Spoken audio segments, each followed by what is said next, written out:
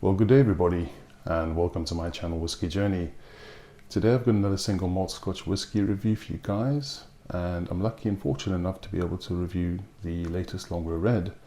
I managed to pick this up from Aberdeen Whisky Shop. Kudos to them. They had this available, and the new Springbank 12-year-old, and also the latest batch of the Springbank 15. You couldn't buy it online, you actually had to go into the shop, and you could only buy one bottle. So you had to choose between either the 12, the 15 or the red. I was very tempted to pick up the 12-year-old, but I decided on the Longrow Red because I have not had a Longrow Red in quite a few years. I think the last Longrow Red I had was the Refill Malbec 10-year-old from 2020, which is still one of my favorite Longrow Reds, I think, along with the original Malbec that was released prior to that. So just a bit of information about this particular bottle, and again, as I say, kudos to Aberdeen Whisky Shop for making it available and not just putting it on their website. So this is Pinot Noir cask matured, 7-year-olds, obviously limited edition, 57.1% ABV. Now, I'm pretty sure that that's the lowest matured Longrow Red released. So it's quite young, 7 years old. As I said, the Malbec was 10 years old, and I think there's been various releases that have had, I think, up to about 15 years old, if I'm not mistaken. So this is quite low, it's quite youthful. So it's going to be interesting to see what we get on the nose and the palate. As you can see, I've had a little bit just to try out and see what I think. But I'm going to do this tasting just now, and we'll add some water in a bit as well, just to see if the profile changes at all. So yeah, as I said, very fortunate to have gotten this, guys. Let's see what it tastes like, and start with the nose first. So on the nose,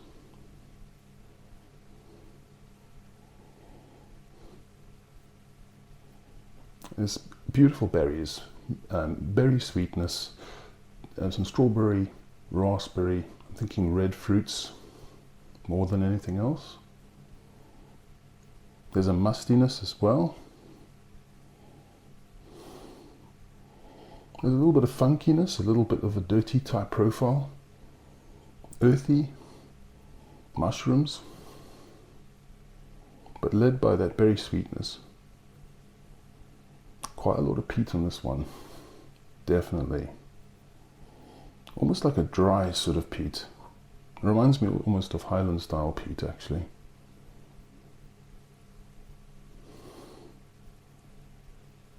Some caramel. Obviously a winey, red wine sort of element, definitely pick that up. Overall, a very promising nose, and pretty much what I would expect from a Longrow. Well, from the Red series at least. So musty, dry peat, berries, quite a sweet profile on the nose actually. But there's some vegetal notes there too.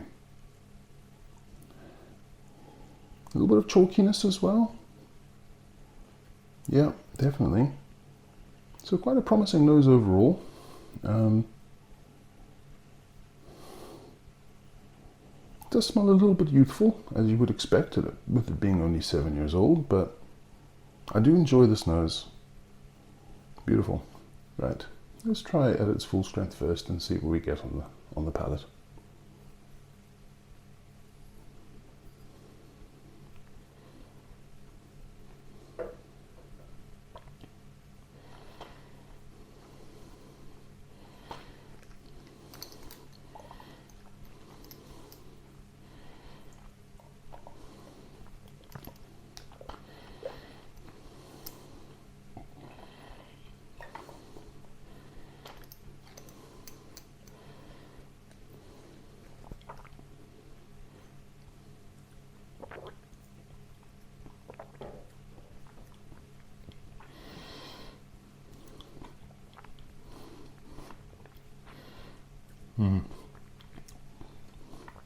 Big wave of peat on the end with spice, pepper, some chili heat. A little bit of dryness too as well, quite dry. Sort of red wine, definitely on the finish. That's really beautiful, guys.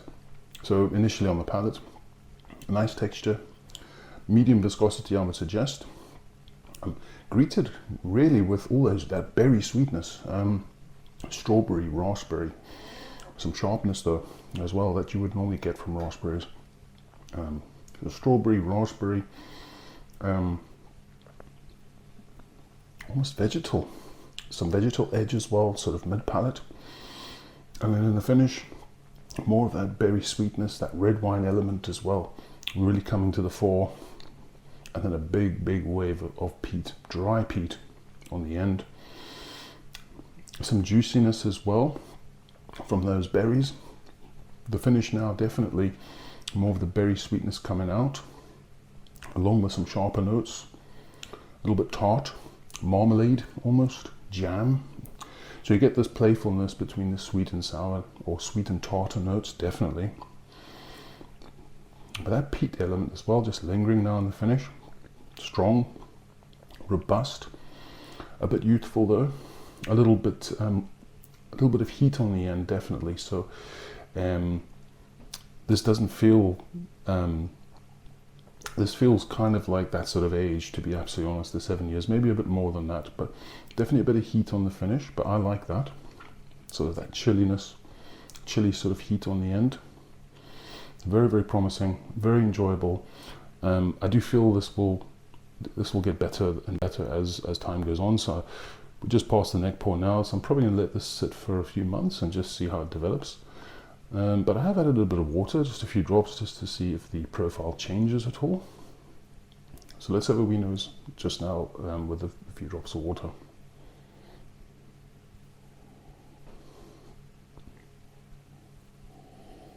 Okay, so peat has been pushed. The water has pushed that peat a little bit. So definitely now more of the berry, sweet berry notes. Red wine, definitely. More funk coming out. Earthy, grassy. That sort of manure sort of element as well that you get off, or you can get off Springbank and also Longrow as well. I think that's opened up the nose just a little bit more, but it has pushed the peat, definitely.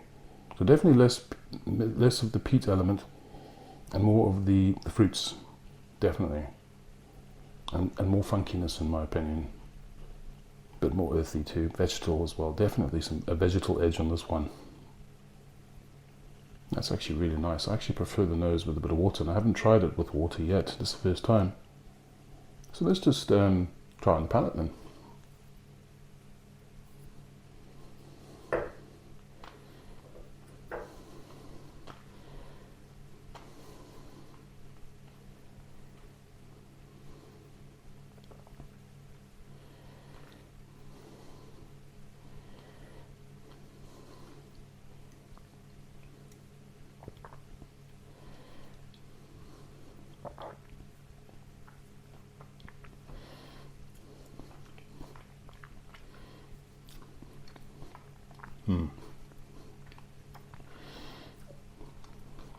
Less of the peat definitely on the finish now. There is peat there, but it's not quite as prominent, but you definitely get it. But initial arrival still remains with a good viscosity. Definitely more, not quite as aggressive, but now that tart note is really coming out just on the end now. It can actually almost feels like lemon. Well, it's raspberry kind of hitting the tongue and just taking away the saliva. Some dryness, as I said, definitely that red wine element coming out now a bit more. With a blanket of peat on the end, but not quite as prominent as on without the water. I'm not sure which one I prefer, whether I prefer it with or without water. I think without water definitely comes across as a bit more aggressive, in my opinion.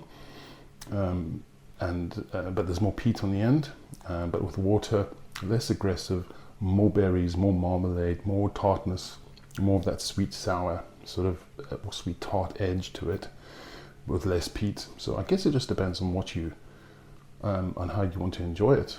If you want more peat, go without water. If you want less peat but more of that sort of berry sweetness, definitely feels a bit more refined now with addition of water.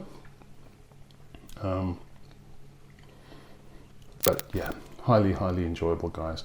I'm really glad that I managed to get a bottle of this. I've been wanting to get another bottle of Longrow Red for quite some time, and I've always missed out. So I really feel privileged and lucky to have gotten a bottle.